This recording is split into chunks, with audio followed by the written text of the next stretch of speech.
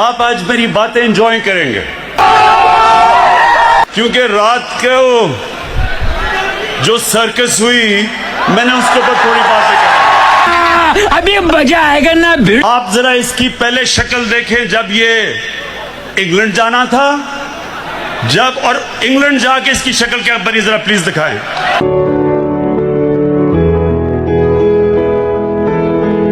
अब जरा वो दूसरा भाई साहब को जरा दिखा दें। ये लंदन में जरा भाई साहब की आप सुन रहे हैं। खुदा करे क्या बात है जी, एक्टिंग की बादशाह हो कसम से। अपनी आंखों के आंसू पोंछ लें।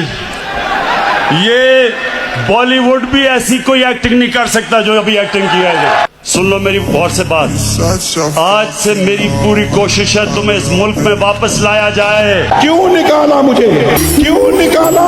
तुम वापस आओ तो मैं देखता हूं तुम्हें हम कैसे रखते हैं।